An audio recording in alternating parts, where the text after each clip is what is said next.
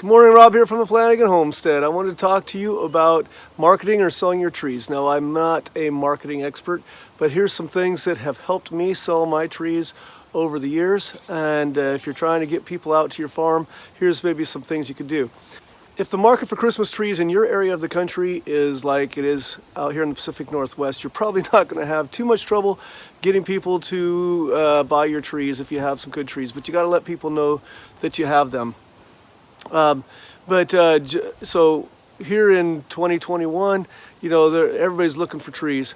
But if you want to have a sustained farm, if you're a Christmas tree grower and you want to have people come back year after year after year, you want to make sure, number one, for selling your Christmas trees, we'll talk about getting them out this year, but number two, the single most important thing for sustained is you want them to have a good experience when you come out to your farm. They need to get a good tree at a good value. That's number one. It's about the Christmas tree. Don't forget that. You need to sell them a good tree with a good value. The other thing is make the experience really a memorable one. If you're out on a farm, make it a farm experience. So, we have farm animals, goats, pigs, chickens, and that sort of thing for the kids that live in the city and aren't around it to come out and enjoy. And the families love that. Okay, we also give free hot chocolate because it's a cold winter day, something to keep them warm. So it creates a good positive experience. We try to keep it a farm experience. I know some people try to turn it kind of into a carnival, and there's a fine line between making it an extra good experience and making it a carnival. So I believe, and I personally like, our customers like a farm experience. So yes, the animals are good. The animals that we just have on our farm anyway, we just put them out there where people can pet them and whatnot. But try not to go over the top. People do like extra things, selling wreaths. That's almost an expectation at some farms. So, have Christmas farm items available as well. But don't go over the top, making it a carnival or a bazaar. Okay, the single most important thing, or the best thing to get local customers out to my farm, are signs, and good signs, and accurately placed. And I'm going to come back to that towards the end of the video because I'm going to do what we do with our signs a little bit more at length. But there's other things, small things that are not novel to me. But number one is have a Facebook page. That's simple. Everybody uses Facebook. They shop off of it. They have, they make connections there. So number one, you need to have a Facebook page with your prices and addresses. My Facebook page is not extensive, but it is important to have it. Number one, especially when we're growing, we encourage people to like and follow our page because, we have a shortage of trees this year. So we've told the people over the last few years, we're going to announce on our Facebook page what days we're open and what day, how soon we're going to close, what our prices are going to be. So our customers that come back year after year are going to be able to just go to the Facebook page and know, okay, Thanksgiving weekend and the first weekend in December is all they're going to have, and so they know to make it out those days. The other thing is that's really important that goes along with Facebook is word of mouth. Sometimes it's not just word of mouth, but it's spread through social media. So people that come out to your farm, they tag you in their post and they say what a great experience they have. And so if you actually have a page, which I'm assuming most of you do, then people can actually tag you or share your post and share what they did and their fun experience. So that's definitely an important thing. So obviously, and then word of mouth, they go hand in hand. Get people out there, they have a good experience, they tell their friends, they tell their family, and pretty soon you have more customers than you have trees. Another thing that we did that's not novel to us in selling things, but we put out a Craigslist ad one year. Back several years ago when there was way more Christmas trees and we were just starting out, we were working hard to move our Christmas trees, and someone said, try a Craigslist ad. And I was like, Craigslist? You sell your car and personal items and what like that, but you don't sell Christmas trees on Craigslist. And so we put out a Craigslist post, and I was amazed at the amount of traffic that got moved, that we got from a Craigslist post. People were looking for Christmas trees. Surprised me. I guess I'm not a big Craigslist user, didn't know that, but it is a good way to, for free, put it out there for people in your county, your region, to know that you have a product to sell. And so Craigslist was fantastic for us. We will not be doing a Craigslist post this year because, as I said, we have more customers than trees at this point in time. We need to get our inventory of trees back up. But Craigslist really worked.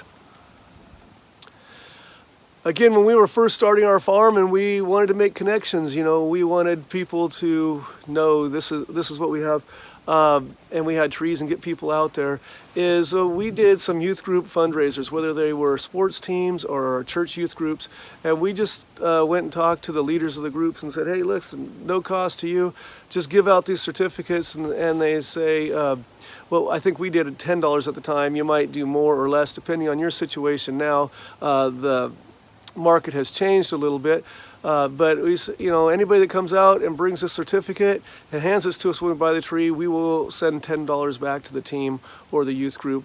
And it was successful. We didn't change, it wasn't huge, but what it did is we supported, both Barry and I, my business partner, we support church youth groups and sports teams. Those are things that are important to us. The youth are. And so we were giving back money to groups that we like to support anyway, and it got families out here, and again, they had a good experience, so then it built on itself, and they told friends, and the next thing you know, the few $100s or whatever it was that we sent back to youth groups came back to us in lots and lots of sales in the future years.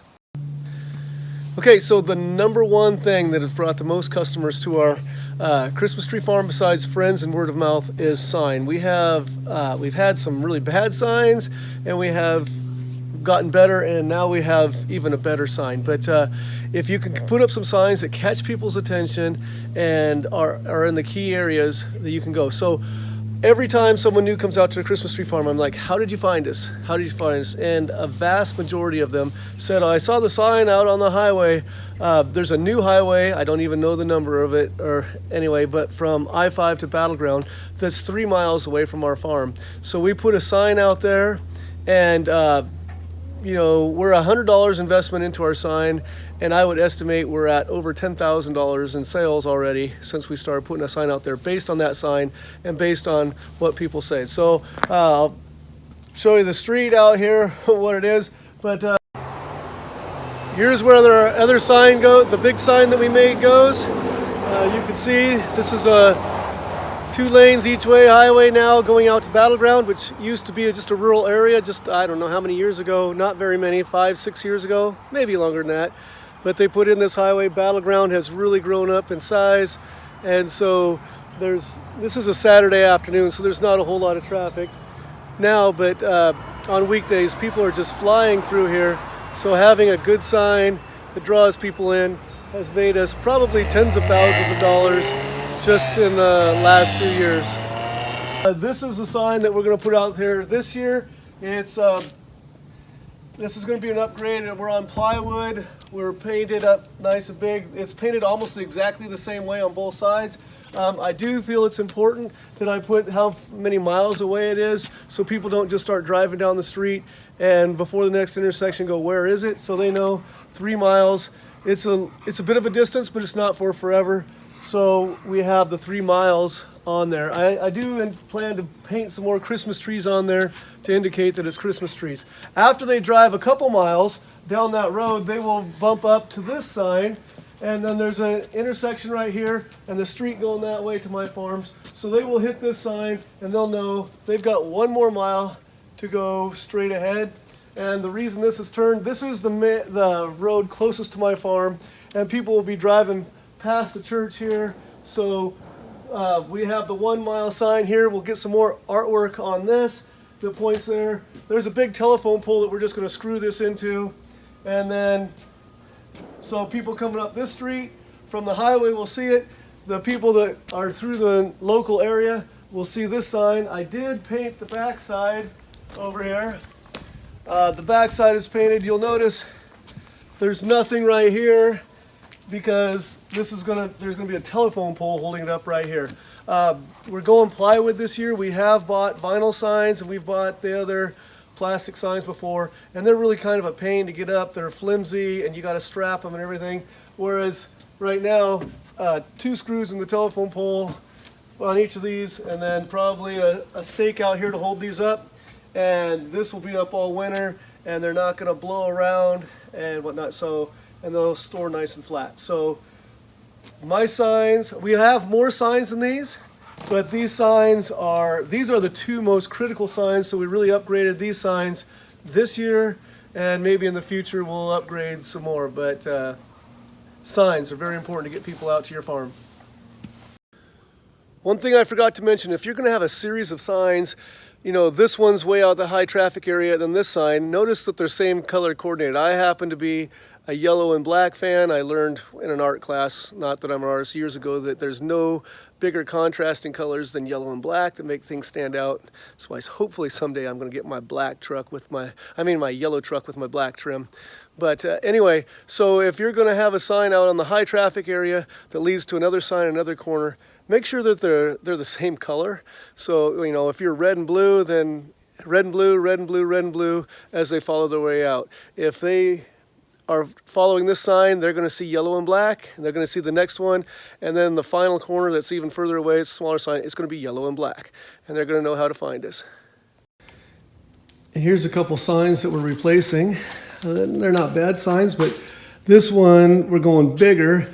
And the reason these are all hung on the wall is these vinyl signs, if you lay them down flat or fold them up or whatnot, they get all wrinkled, and then they hung in the cold. They did not fold out, so they were just a mess all last year. This one is one that some will still be used, but you can see we've got rebar on this one to help create weight to hang it down, but then it could free swing in the wind so it wouldn't tear off.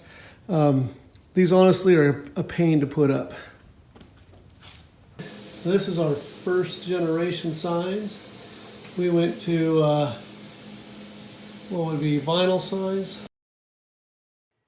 I created my signs myself just by painting some exterior plywood with yellow backing, and then I projected an image from the computer up on the wall and traced the letters and then painted them in. Thanks for joining me on the Flanagan Homestead, where Christmas trees are my business, teaching including horticulture is my job, and outdoor projects are my passion. I love it when you make comments, like, subscribe, share, whatever, and be blessed, everyone.